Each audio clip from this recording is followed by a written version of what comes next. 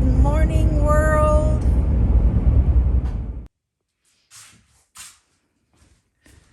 I get to pick out a new book. Let's see. I have finished. Where are all my books, boo? They're in here. So,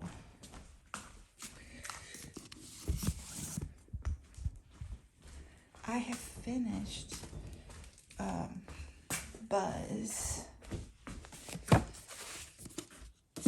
and Discovery,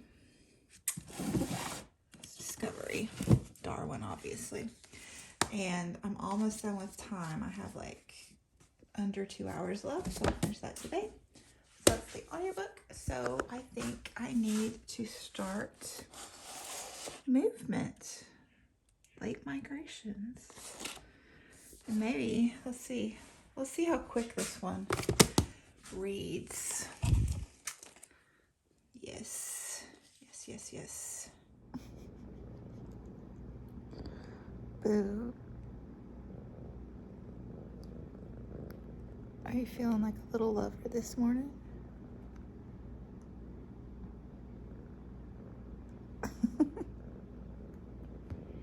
Such a boo baby.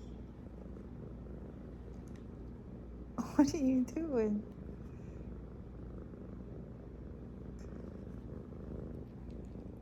Do you hear Gabriel? Is he waking up?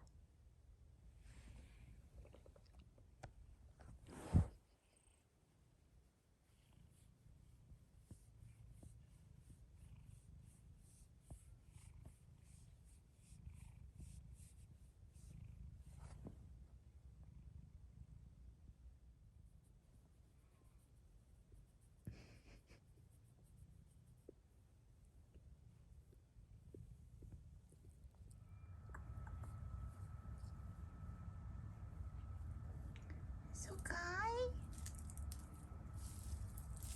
It's okay.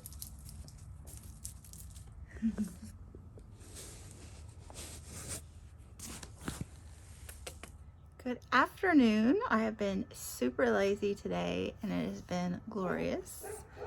I've just been sitting around reading, watching a few videos. But I am halfway through Late Migrations by Margaret Wrinkle and absolutely loving it. So I wasn't sure at first because the first 50 pages, there was a lot of death and sadness and tragedy, which is fine. That's part of life, and this is a book about life, but I didn't want the whole thing to be that way. So I was glad that, it changed its tone just a bit, or the focus, I should say. The tone is still the same, very nature-centric. It's just written as these short 1, 2, 3 page vignettes, and just this language that you can really sink into and just be at peace. It's so peaceful, this writing. So I'm going to read a few little bits for you so you can get a feel for it as well. It's beautiful. So lovely. So here's one of the death ones. Inside the nest box, the baby birds were safe from hawks, sheltered from the wind, protected from the sharp eye of the crow and the terrible tongue of the red-bellied woodpecker. Inside the nest box, the baby birds are powerless, vulnerable to the fury of the pitch summer sun, of the house sparrow's beak. Bounded on all sides by their sheltering home, they are a meal the rat snake eats at its leisure. Yep. But then we go on to like this. Oh, and it's got her brother's art in it as well, which is nice. But this is my childhood right here. This is me. I am a creature of piney woods and folded terrain, of birdsong and running creeks and 1,000 shades of green, of forgiving soil that yields with each footfall. That hot land is a part of me, as fundamental to my shaping as a family member, and I would have remembered its precise features with an ache of homesickness, even if I had never seen it again. I mean, oh, that stunning. Okay, and then this one, you know, that was my childhood. This is my personality. Sometimes, when I haven't slept or the news of the world, already bad, suddenly becomes much worse, the weight of belonging here is a heaviness I can't shake. But then I think of the glister of a particular morning in springtime. I think of standing in the sunshine and watering the butterfly garden, which is mostly cultivated weeds, punctuated by the uncultivated kind that come back despite my pinching and tugging. I think of the caterpillars on the milkweed plants, unperturbed by the overspray, and the resident red-tailed hawk gliding overhead, chased by a mockingbird and 3 angry crows, and the bluebird standing on the top of the nest box protecting his mate, who is inside laying an egg. I think of that morning, not even a morning, not even an hour, and I say to myself, be an egg, be a mockingbird, be a weed. I mean, isn't that just so peaceful?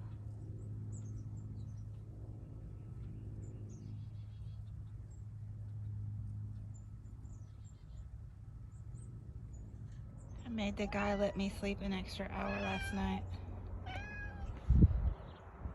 Or this morning, rather. Yeah, guy, I hear you.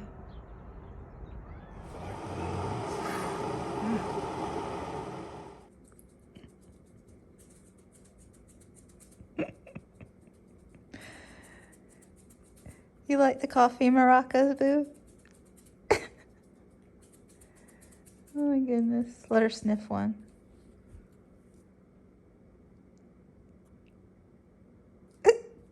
Let her sniff the other one. Which one's better, boo? Yeah. Oh. She picked up coffee, Folgers.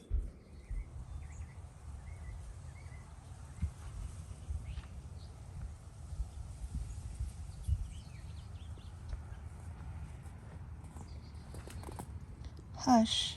Be quiet. The long summer day is coming to a close, spooling up its lovely light. But there is nothing to fear from the night. There is nothing to fear from life giving way to death, for that matter, or for any dark thing. Stand in the shadows under the trees for only a moment, for half a moment, and a dozen fallen things will reveal themselves to you. Last year's sassafras leaf, clinging still to a bit of its yellow luster, has gone gorgeous in lace, and the cicada, dwelling in the black soil for all those years, has climbed out of its shell and taken to the trees and begun to sing, has become the song of summer evenings, and the sweet gumball has lost its spiky armor and released its seeds into the generations. And the acorn, too, has shed its shell and sent roots into the earth, and the dead sycamore at the edge of the quiet lake's lapping water has leapt into flame, as it does every single evening. And then the red-winged blackbird, the bright badge on his wing a flare of incandescence in the light at the end of the day, settles on a branch and sings the nighttime home.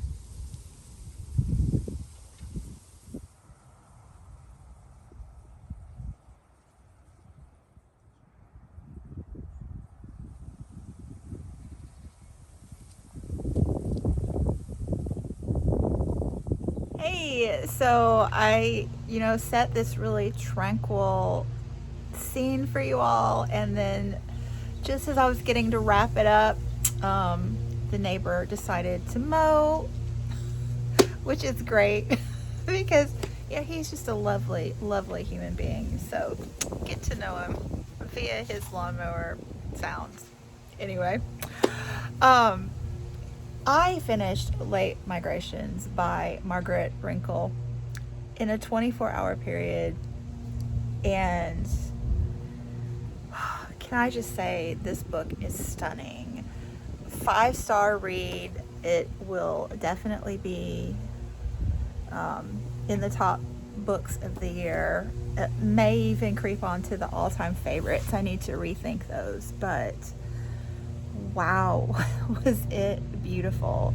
So, you know, from yesterday, it starts out with these just random vignettes. We are going from, you know, random snippets. I thought he was in the backyard. I thought he was done with the front yard. Let's give him a moment. Oh man. So it starts out with these random snippets from her life and, you know, her growing up years and her grandmother and great grandmother, her mother, and her backyard, and it's just kind of randomly beautiful. But then in the second half, all of these vignettes, they coalesce into this gorgeous, gorgeous narrative of life and nature, death, aging.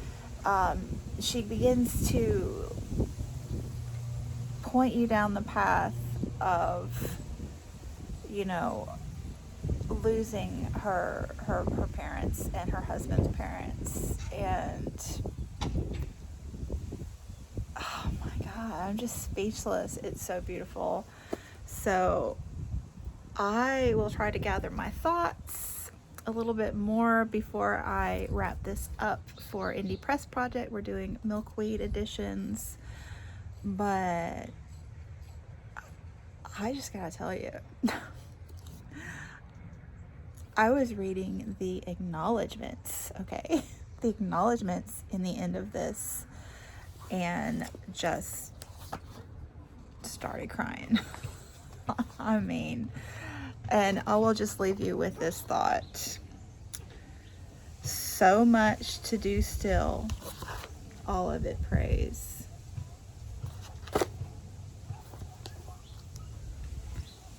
We need to make this one buzzworthy, guys, because, you know, if you love nature and your family and great literature, the words, this is the one. Wow. Oh, and one more thing. Sorry for the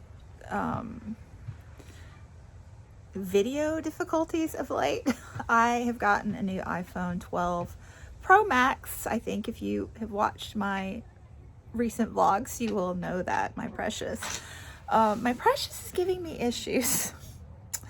So, she is more technologically advanced than many of you all's viewing platforms is the problem.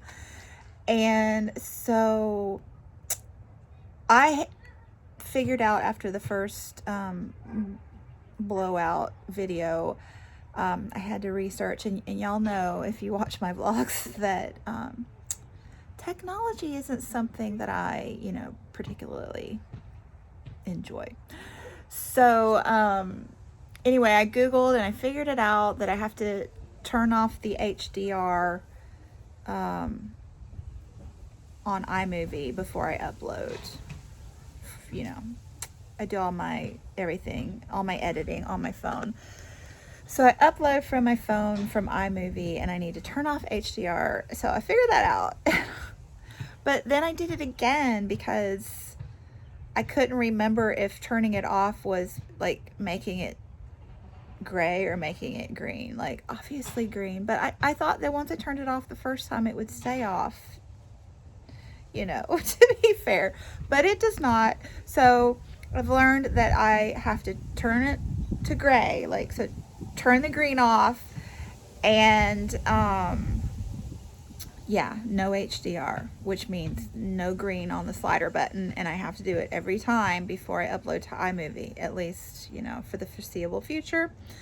So yeah, so if any of you all get an iPhone 12 Pro Max, you know, take a tip from a unprofessional, and, you know, turn that green slider off on your HDR.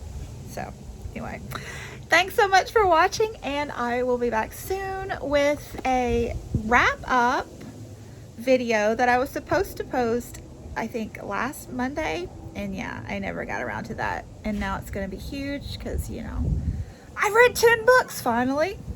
So yeah, okay, thanks so much for watching, and I'll be back soon. Bye.